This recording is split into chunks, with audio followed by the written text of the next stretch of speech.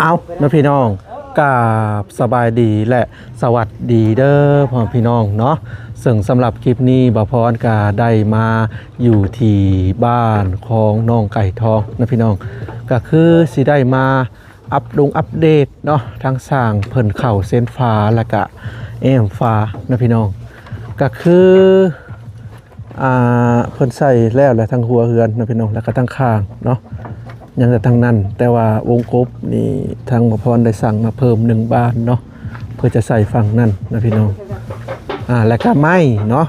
ไม้ที่จะต่อกระเทิบทางสร้างไม้เมื่อวานนี่เพิ่นก็ได้โจทย์กันแล้วนะพี่น้องเพิ่นว่าประมาณช่วงแรงๆในมื้อนี้นะพี่น้องเพิ่นจะมาส่ง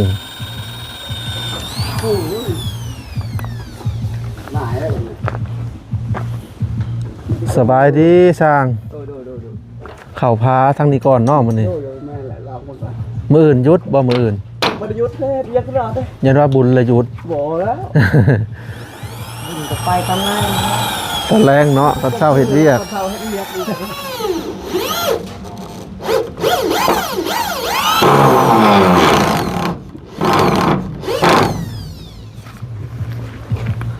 ซึ่งหลายๆคนก็โอ้ว่าคักแล้วเพิ่นว่าฝีมือถือว่าได้เรื่องเพิ่นว่าเนาะใส่ที่ไปสิแหละมันจังแน่นเพิ่นว่านั่นเป็นเนาะก็ถือว่าที่อีหลีพี่น้องเอ้ยเห็นบ่สวยงามเลยที่แน่นหนาดียังแต่ข้างนั่นแต่บ่ฮู้ว่าไม้18เฮานี่สิพอหรือบ่นะพี่น้องยังน้อยเดียวนึงเด้อถ้าพอก็จะได้สั่งไม้18เพิ่มอีกแหละ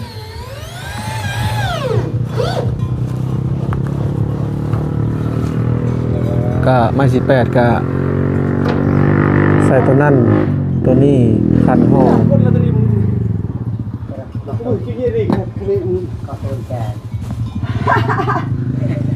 ซึ่งมี FC เนาะเพิ่นแนะนำมาว่าประตูเข้าห้องเพิ่นว่าบ่ต้องเฮ็ดตรงกลางเด้อบ่พรว่าแต่บ่ฮู้ว่าสิเฮ็ดชิดฝั่งใดเนาะพี่น้องฝั่งนี้บางทีก็เฮ็ดชิดฝั่งนั้นฝั่งนี้เพิ่นแนะนำมาเนาะบ่ต้องเฮ็ดตรงกลางเพิ่นว่าสิทธิ์สั่งก็แม่นอยู่เนาะพี่น้องสิทธิ์ไปข้างใดข้างหนึ่งนะประตูเข้าไม้18ก็สิใช้มาฮอดนี้แล้วก็ใส่ห้องนั้นคันห้องนอกนั้นก็อาจจะเป็นระเบียงเป็นลูกติ่งไปว่าซั่นแล้ววันนี้ก็สิได้ก่อออกมานะพี่น้องผู้ใหญ่จะดีเพิ่นว่าลดตัวนี้ลงอีกนะพี่น้องลดผักตัวนี้ลงแล้วให้เป็นไปสิก่อออกมาประมาณ3เมตรในการสั่งให้ไปแล้วล่ะแต่ว่าก็นี่จักสิเอาบ่ฮู้ว่าสิน่าจะเป็นอะลูซิงคือเก่านะพี่น้องโอ้เสียงตู้พี่น้องตึมเจาะเปลือยตะมันเลยตะเกียวไหนไม่ได้อยู่แต่บ่ฮู้ว่าแป้นนี่สิพอเป๊ะบ่นะพี่น้องต้องเฮ็ดไปเบิ่งก่อน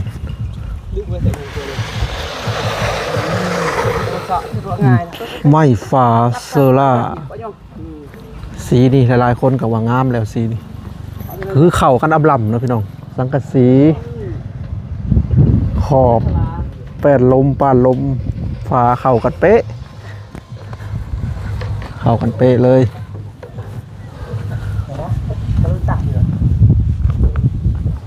จักหน่อยก็เข้ามาส่งอันวงกบพร้อมบานอีกนะพี่น้องมันไปกันสร้างเรื่องไปเนี่ยจอดนี่ได้ยิ้มเนี่ยได้ยิ้มไปละทอดแรงเวทกันสั่งเบียร์ทอดดื้อทอดยังเด็กเลยเป็นมาเลยเล็กไรถอยเงาเป็ดเอาเป็ดว่ะเบียร์ปิ้นนะเคยป้าปิ้นเบียร์ที่กระเจาะปลักเลยตอนนี้มันใครบรรจาเลยทุกคนนะอ่ะตอนนั้นนะเบียร์แซกคลิปนี่บ้าตั้งสักเลยอยู่กันนะทำไมไอ้เรื่องผมเหมาะต่างหากเลยเจ้าที่มาอยู่ยังมันแปะแจกเลย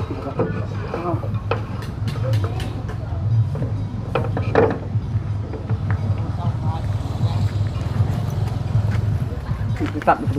เป็นออกก็เรียกว่าสิอันนั้นจะดอก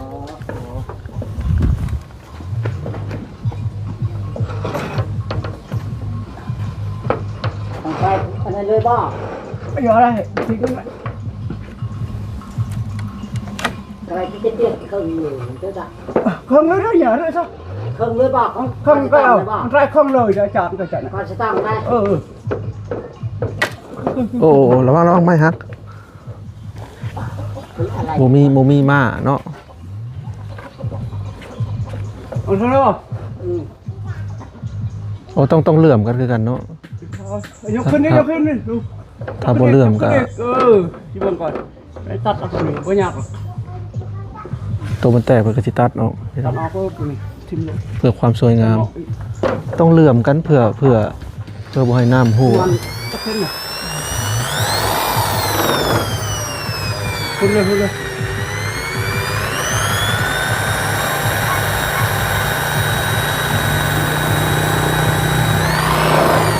มันแม่นนอนยิงมันอยู่ละวันเนาะ nó luôn แต่ว่ามันก็ต้องซ่าเนาะ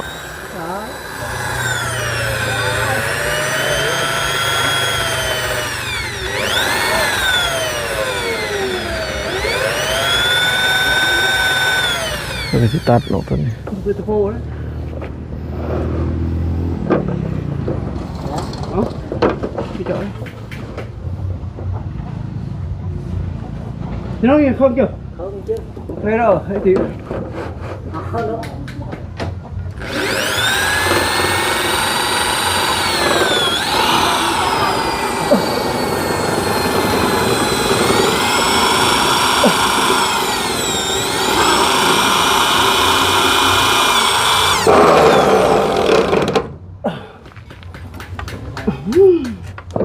Ồ, cút tí gì rồi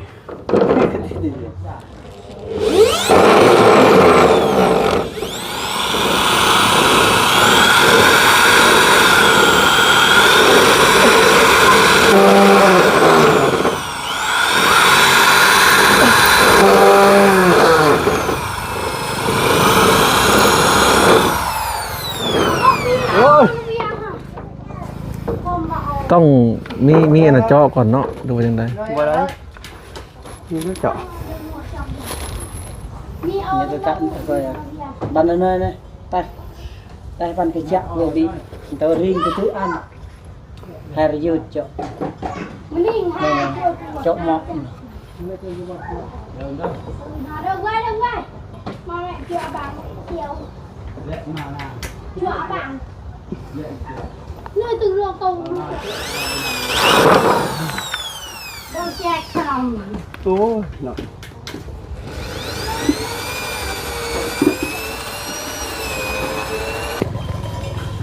lệ ta rồi สบายดี rồiสบายดี เฮ็ดหยังสิอาบน้ำ rồi พากันมาแต่ใส่ก็ เขาจะมาให้น้ำมัน ได้หลายป่ะ ได้ อืม เพราะมันได้กิน บ่ได้กินบ่ เลย น้ำน่ะไหลลงพุ่นเนาะน้ำเปื้อน คือปะหูเพื่อเรียกยังหูเพื่อ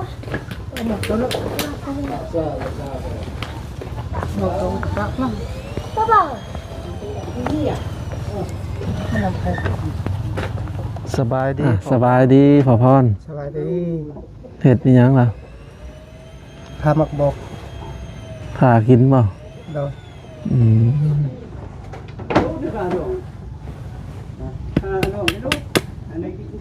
สังกะสียังบ่พอสองแผ่นเนาะ โดย อืมเดี๋ยวให้เพิ่นว่างก่อนให้เพิ่นตอกให้ กินแล้วบ่เข้า nhé บ่มีหยังกินบ่ mà một mình nhé ใช้แม่นอมมันไปใช้ ไปขุดเขียด อ๋อไปขุดเขียด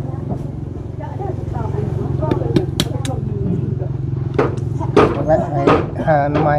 อืม เขาจะได้ยังไง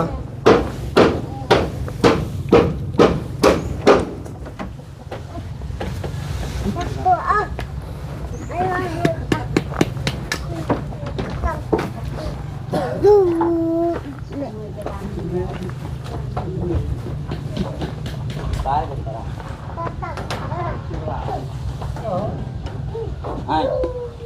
กินข้าวนะกินข้าว เอาเลยเอาเลย เ เพิ่นก็ต่อตัวนี้ออกมานะพี่น้องก็ห่มย้อน และตัวนั้นก็ยัง2แผ่นมีแต่ว่าให้ทางสร้างเพิ่นและว่างงานแล้วก็จังสิได้ซื้อสังกะสีมาให้ได้เมนูย่างกินน่ะ มีน้องเจ้าในปากจ้ะมีน้องเจ้าเอาละจ้า นี่วะนี่กินกับปีกไก่จัดจีนหมู เอาเนาะพี่น้องเดี๋ยวพามาเบิ่งข้างเทิงก่อนเนาะก็ถือว่าใส่ทีอีหลีเนาะพี่น้องแต่หลายคนก็ว่าคักแล้วใส่ทีแบบนี้เนาะถือว่าทีเนาะพี่น้องแต่ว่าทีแบบนี้ก็อยากเปลืองไม้แน่ แต่ก็แน่นเลยพี่น้องเลย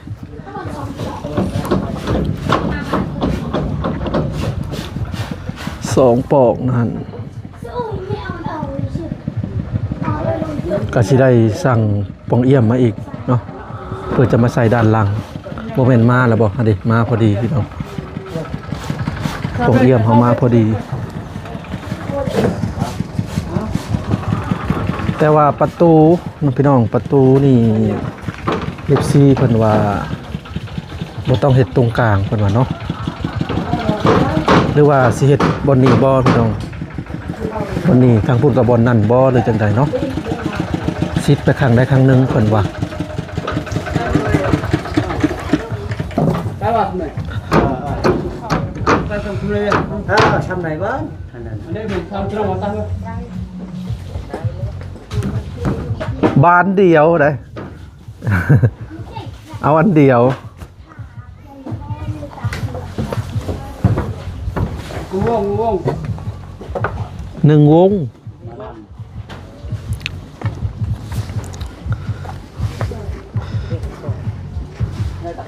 เป็นก็รู้ว่าตัดตัวหนึ่งคนละจานหน่อย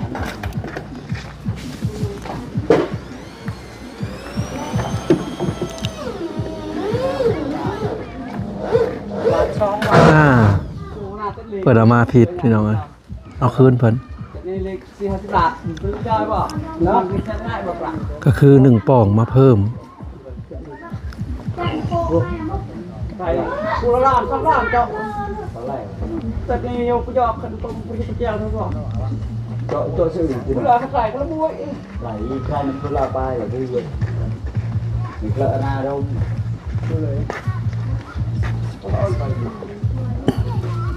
สมุนหยอน ราคาเท่าไรแผ่นละเท่าไรฉันตัวนี้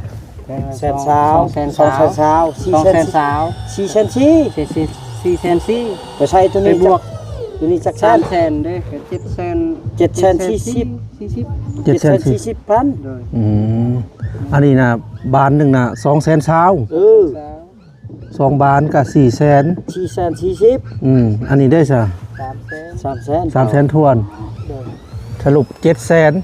40 พัน 7 แสน 40 พันพี่น้องพร้อมบานนะ7 แสน 40,000 กีบเนาะข่อยจ่ายจะไป8 แสนแล้วจะทอนให้ข่อย60นี่บ่เงินทอน ถ้าหัวหน้าเพิ่นมา โอเคเดี๋ยวค่อยไปแวะเอาเด้อ แวะเอา หรือว่าจะมาส่งก็ได้ มาส่งให้ ทอน60เจ้าคิดว่าข่อยเอา2 วง คือว่าเจ้าว่าซองคือเรียกว่าคือว่าซองวงคือเรียกว่าซองบ้าน ปอง1 2 บาน ซองบ้านก็พังบ่คัก ตอนเวลาเฮ็ดเวียกมันเสียงแบบพังบ่คัก ปองเอี่ยมปอง1 2 บาน ทำมาปอกนั้น ข้างนั่น ไก่ปอกนึง ปอง1ก็อันนั้น ขยับ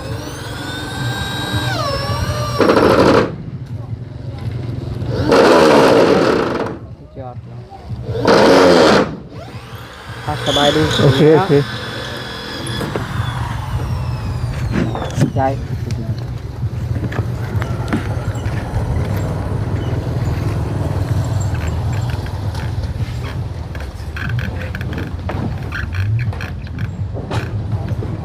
เลยว่าตัวตีนี่ของฉัน ทำไมเอ้ยฮะทำไมมึงตาไม่พอดนอกประทานเลย Sai về tắt hoặc mình vậy. Sao về vậy?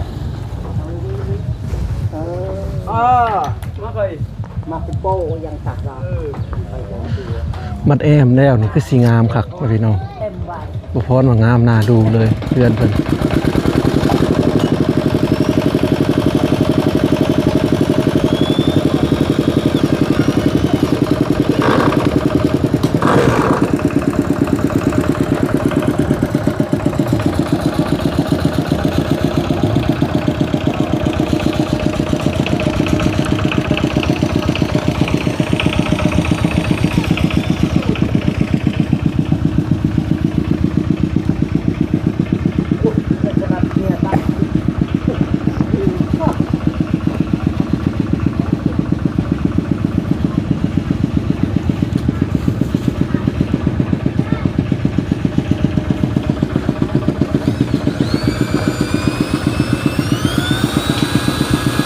เทียบ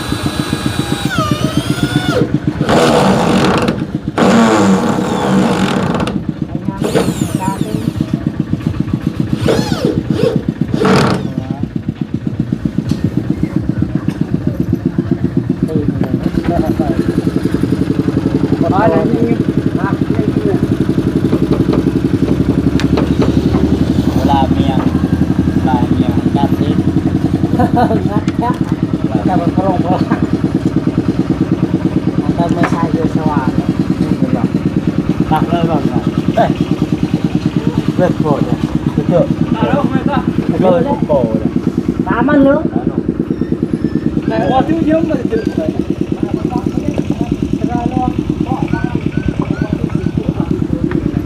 740,000 กีบพี่น้องปองหนึ่งปองบานแต่ถ้าเป็นเงินไทยก็ พันกว่าบาท1,100 1,200พี่น้องเฉพาะนี่1,100 1,200แต่บ่ฮู้ว่าอยู่ไทยนี่สิถูกหรือสิแพงเนาะพี่น้องลองคอมเมนต์มาเบิ่งประมาณส่ำนี้ พันกว่าบาท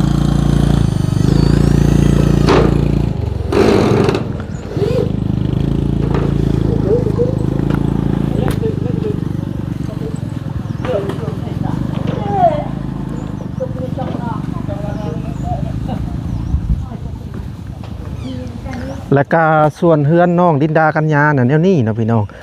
สร้างเพิ่นน่ะเพิ่นไปเฮ็ดเฮือนอีกหลังหนึงคล้ายๆแบบว่ายุกขึ้นแล้วแล้วเพิ่นไปเฮ็ดเฮือนอยู่บ้านอื่นนะเนาะถ้าแม่นว่าได้ดำเนินการนี่เพ้อๆนี่แล้วไวกว่าตัวนี้นะพี่น้องพอประเทศกัน3คนแต่เพิ่นติดธุระไปเฮ็ดบ้านอื่นจะครึ่งบ่ได้จังสิได้มาพี่น้องเอ้ยพวกกว่าจะแล้วเนี่ยเป็นเดือนแล้วจังสิได้มา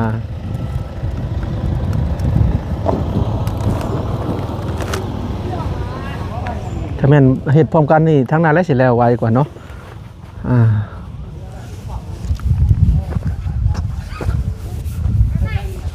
โอ้บ้านเพิ่นเนาะพี่น้องสีแดงเบิดเนาะถือว่าสวยงามแต่ตัวนี้ก็สังกะสียังบ่พอ2แผ่นนะพี่น้องก็เดียวอันน่ะว่างๆสิพาเพิ่นไปซื้อแล้วก็ตอกตัวนี้ก็ก่อออกพออยู่เลยพี่น้องตัวนี้ก็ได้ทั้งพ่อกับแม่เพิ่นทางต่างประเทศถือว่าบูรณะใหม่เนาะพื้นใส่แป้นพอดีเลย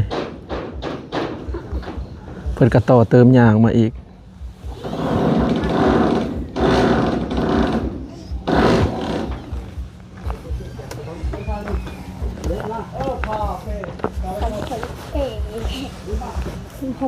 สบายดีไก่ทอง โอ้ยสบายดีสุภมไอ เห็ดยังน้องปุ้ย เตียพงเนาะ สุภมไอน่าร้อนหนู ตอนแรกได้ไปเรียนหนังสือป่ะ ดู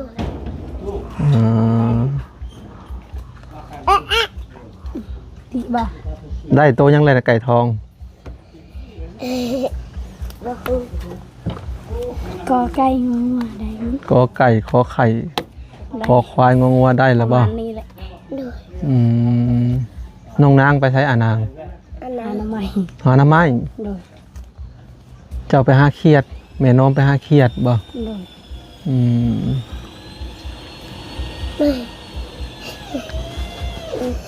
เป็นพี่เนาะ น้องไก่ท้องอ่ะนอนกับพ่อกับแม่บ่ โดย ส่วนน้องปุ้ยได้จ้ะ นอนกับมานา อานางกับอาพร อาพรนะพลอน2คนกับอานาพรกับน้านี่ อาพรนอนกับแม่ นอนนำแม่ เป็นได้พออยู่แล้วล่ะว่าพออยู่แล้วล่ะว่า โดย บ่ได้นอนอีกกันแล้วว่าเดิน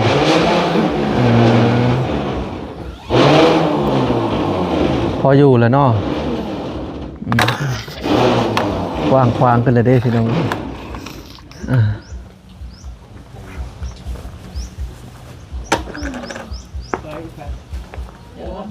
เซิร์ตับละเซิร์ เอาล่ะพ่อพี่น้องสำหรับคลิปนี้บ่พรกับสิได้ขอตัวจบคลิปเพียงสำนี้ก่อนนะพี่น้องก็คือได้มาอัปเดตเฮือนซ่านเนาะทางสร้างเพิ่นก็กำลังยิงน็อตเข้ากับเส้นผาเนาะทางสร้างเพิ่นและบ่พรก็ได้เอานี้มาเพิ่มนะพี่น้องเดี๋ยวจบคลิปนี้สิให้ทางสร้างเพิ่นเบิ่งแบบเนาะตามที่ผู้ใหญ่ใจดีเพิ่นส่งแบบเข้ามานะพี่น้องก็คือเพิ่นว่าบนนี้ใส่หน้าต่าง2เนาะแล้วก็บ่หันก็เป็นลูกโตะลูกติ่งอหยังประมาณนี้เนาะเดี๋ยวจังหน่อยสิให้เพิ่นใส่แบบพี่น้องเอ้ยให้เพิ่นเบิ่งแบบ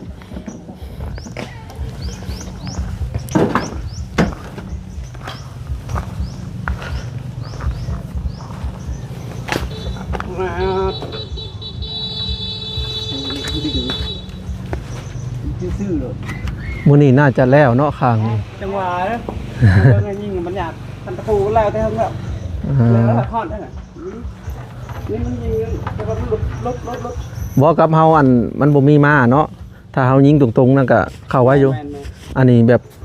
เฮาบ่มีแฮงแบบบางทีเฮายืนเดียว แม่น ต้องมีม้าห้องมีนางล้านอหยังประมาณนี้ นางหลาน ยิงสะดวกอันนี้แบบ ทุกซะ อันนี้นะพี่น้องโอเคนะพี่น้องสำหรับคลิปนี้บ่พรกันสิได้ขอตัวจบคลิปเพียงเท่านี้ก่อนเนาะก็มีแต่ว่าติดตาม EP ต่อไปเด้อพี่น้องเนาะไปก่อนพี่น้องสบายดี